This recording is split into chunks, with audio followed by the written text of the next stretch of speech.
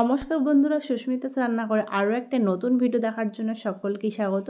আজ শেয়ার করব ইলিশ বেগুনের দুর্দান্ত একটা পাতলা ঝোল রেসিপি, যেটা খেতে খুবই সুস্বাদু হয়। আর এই বর্ষাকালে একবার হলেও ইলিশ মাছ কিন্তু এভাবে ট্রাই করে দেখতে পারো। এখানে ইলিশ মাছটা আমি দেখো মোট 6 পিস মতো নিয়েছি, বেশ ভালো মতো ধুয়ে বেছে নিয়েছি। এইবার মাছটাকে ম্যারিনেট করতে হবে। এর জন্য এখানে দিচ্ছি পরিমাণ মতো নুন আর দেবো পরিমাণ মতো হলুদ গুঁড়ো। এই হলুদ আর নুন দিয়ে মাছটাকে বেশ ভালো মতো করে ম্যারিনেট করবো, যেন মাছের গায়ে চারদিকে কিন্তু এপিট ওপিট যেন তেল মশলাটা নুন আর হলুদটা ঠিকঠাক মতো যেন লেগে যায়, ঠিক সেইভাবে মাছটাকে ম্যারিনেট করতে হবে। তবে চাইলে এর মধ্যে একটু কাঁচা সর্ষের তেলও দিতে পারো। তো মাছটা ম্যারিনেট করা হয়ে গেছে, এইবার মাছটা ভেজে নেওয়ার পালা। কড়াই আগের থেকেই বসিয়ে দিয়েছি, কেন কি কড়াইটা বেশ ভালো মতো করে গরম করতে হবে। আর গ্যাসের ফ্লেমটা লো করে তারপরে মাছটা কিন্তু ভেজে নেব। আর তেলের পরিমাণটা একটু বেশি দিলাম। মাছটা ভালো নাকি সেই জন্য বুঝতে গেলে কম তেল দিতে হবে। একদম কম তেল দিয়ে মাছ থেকে দেখি কতটা তেল বেরোয়। যদি তেল বেরোয় তাহলে বুঝতে পারবো যে মাছটা খুবই ভালো। তো আমি যে তেলটা দিয়েছি আর কিন্তু তেল দেবো না, এই তেলেই পুরো মাছটা ভেজেও দেখবো আমি কতটা তেল থাকে। কেন কি সেই যে ইলিশ মাছ ভাজার তেলটা, সেই তেলটা আমি রেখে দেবো এটা গরম ভাতে খাওয়ার জন্য, সেই জন্য পরিমাণে অল্প দিলাম। তো তেল মনে হচ্ছে মোটামুটি ভালোই বেরিয়েছে। আর এক পিঠটা মাছ হয়ে গেছে, মাছটাকে আমি উল্টে দিচ্ছি। উল্টে দিয়ে আমি আর এক পিঠটাও কিন্তু আলতো করে একটু ভেজে নেব।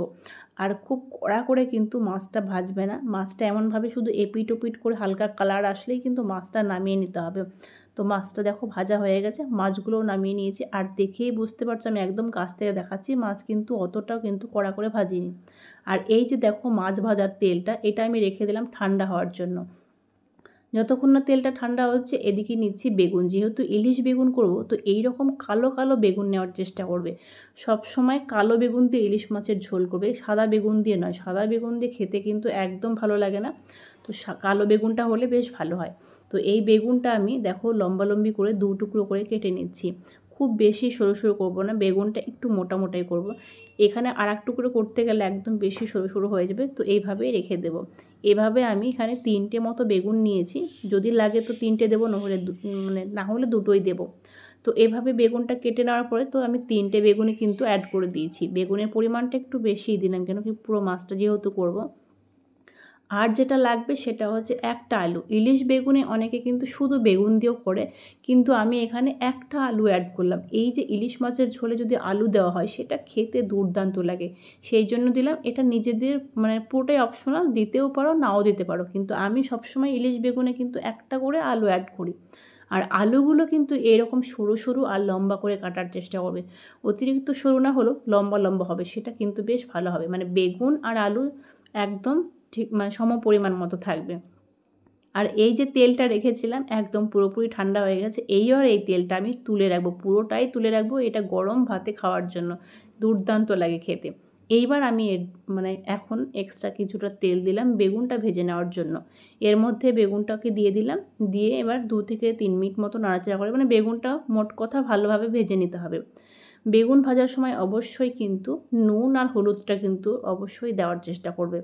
তো এইবার বেশ ভালো মতো মিশিয়ে নিয়ে এখানে আমি নুন দিচ্ছি। নুনের পরিমাণটা খুব বেশি নয়, তো পরিমাণ মতো নুন আর একটু দিচ্ছি পরিমাণ মতো হলুদ গুঁড়ো। এই নুন হলুদ দিয়ে বেগুনটাকে বেশ ভালো মতো করে ভেজে নেব। সেক্ষেত্রে ঝোলের মধ্যে যখন বেগুন দেওয়া হবে, সেই বেগুনটা খেতে খুবই দুর্দান্ত লাগে। তো বেগুনটা আমি ভেজে নিয়েছি। অতিরিক্ত কড়া না করলেও ঠিক এইভাবে করেই কিন্তু বেগুনটাকে ভাজতে হবে। বেগুনটা ভাজা হয়ে গেছে, এইবার বেগুনগুলোকে আমি নামিয়ে নিচ্ছি। এমনভাবে ভাজতে হবে অতিরিক্ত যেন নরম না হয়ে যায়, সেদিকে কিন্তু খেয়াল রাখতে হবে। তো বেগুনটাকে নামিয়ে নিচ্ছি। বেগুন নামিয়ে নেওয়ার পরে আরেকটু আমি তেলটা অ্যাড করে দিলাম। এইবার এর মধ্যে ফোড়নে দিচ্ছি কালো জিরে। অবশ্যই কিন্তু কালো জিরে ফোড়ন দিতে হবে। এই বেগুন দিয়ে মাছের ঝোলে তো কালো জিরে দিতেই হয়। আর বিশেষ করে যদি ইলিশ মাছের ঝোল হয়, সেহেতু কালো জিরে কিন্তু আমরা ফোড়নেই দিই। ফোড়নটা কিছুক্ষণ নাড়াচাড়া করে নেওয়ার পরে যখন খুব সুন্দর একটা ফ্লেভার বেরোবে, ঠিক সেই সময় কিন্তু আমি আলুটা দেব। আর আলুটা যে আমি এখন অ্যাড করলাম, এর মধ্যে কিন্তু আর কোনো রকম হলুদ দেবো না, কিন্তু সামান্য নুনটা আমি অ্যাড করব। আর গ্যাসের ফ্লেমটা লো টু মিডিয়ামে রেখে আলুটাকে একদম বেশ সুন্দর লাল লাল করে ভেজে নিতে হবে। এমনভাবে ভাজতে হবে যে যখন খুন্তি দিয়ে দেখবে একদম পুরো আলুটা নরম হয়ে গেছে এখানে, ঠিক সেইভাবে কিন্তু আলুটা ভাজতে হবে।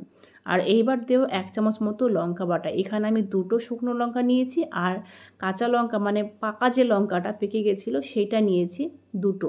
মোট এই 4টে লঙ্কা আমি বেটে নিয়েছিলাম। বাস ভালো মতো করে মানে আলুর সাথে লঙ্কাটা কষিয়ে নিলাম, যতক্ষণ না কাঁচা গন্ধটা গেল ঠিক ততক্ষণই কষিয়ে নিয়েছি।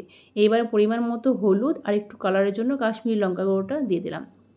দিয়ে আরও 2 মিনিট মতো একটু নাড়াচাড়া করে নেওয়ার পরে এইবার দিচ্ছি হচ্ছে গরম জল। অবশ্যই উষ্ণ গরম জলটা কিন্তু ব্যবহার করবে। গরম জল উষ্ণ কেন, একটু বেশি হলেও কিন্তু ক্ষতি নেই। আর এই জলের পরিমাণটা আমি একটু বেশি দিলাম, তোমরা তোমাদের পছন্দ মতো দেবে। আমি যেহেতু পাতলা ঝোল করব সেই জন্য পরিমাণ মতো একটু বেশিই দিলাম। একটু নুন দিলাম। এবার হাই ফ্লেমে 3 থেকে 4 মিনিট মতো ফুটিয়ে নেব। 4 মিনিট পাক্কা 4 মিনিট ফুটিয়ে নিয়েছি। ফুটিয়ে নেওয়ার পরে এর মধ্যে এইবার ভেজে রাখা বেগুনটা অ্যাড করব। বেগুনটা দিয়ে আমি আরও 3 মিনিট মতো ফুটিয়ে নেব। তো প্রথমে 4 মিনিট ফুটিয়েছি, তারপরে বেগুনটা দিয়ে 3 মিনিট মতো ফুটিয়ে নিলাম। মোট কিন্তু 7 মিনিট মতো হলো। এইবার যেটা করতে হবে, মাছটা কিন্তু অ্যাড করবো, ভেজে রাখা মাছ। আর মাছ দিয়ে কিন্তু খুব বেশিক্ষণ ফোটাবো না। ইলিশ মাছ দিয়ে খুব বেশিক্ষণ ফোটানোর দরকার নেই, জাস্ট 2 থেকে 3 মিনিট ফোটালেই হবে। তো এখানে মোট আমি 3 মিনিট মতোই ফুটিয়ে নেব, তাহলে 10 মিনিটে কিন্তু রান্নাটা পুরোপুরি হয়ে যাচ্ছে। 3 মিনিট মাছটা ফুটিয়ে নেওয়ার পরে এইবার যেটা দিতে হবে সেটা হচ্ছে একটা বিশেষ মশলা আমার ঘরে তৈরি করা, সেটা ভাজা এই জিরে গুঁড়ো। পরিমাণটা তোমরা দেখতে পেয়েছো, একদম সামান্য দিলাম, কেন কি ইলিশ মাছের ঝোলে খুব বেশি মশলার কিন্তু দরকার হয় না। তো সেই জন্য পরিমাণে একদম কম দিয়ে এটাকে আলতো করে একটু নেড়ে দিলাম। এবার গ্যাসের ফ্লেমটা জাস্ট এভাবেই রেখে দেবো 1 মিনিট মতো। আর নুনটা একটু দেখে নেব। তো নুনটা যদি ঠিকঠাক থাকে রান্নাটাও কিন্তু পুরোপুরি একদম রেডি হয়ে গেছে ইলিশ মাছের এই পাতলা ঝোল রেসিপিটি। একবার হলো ট্রাই করে দেখো, আশা করি খুবই ভালো লাগবে। যদি ভালো লাগে অবশ্যই লাইক কমেন্ট বেশি বেশি করে প্রিয়জনদের মাঝে শেয়ার করে দিও। আর যদি নতুন বন্ধু হয়ে দেখো তো অবশ্যই চ্যানেলটিকে সাবস্ক্রাইব করে দিয়ে পাশে থেকো। আজকের মতো এই পর্যন্তই। পরের দিন নেক্সট কোনো ভিডিওর সাথে দেখা হবে।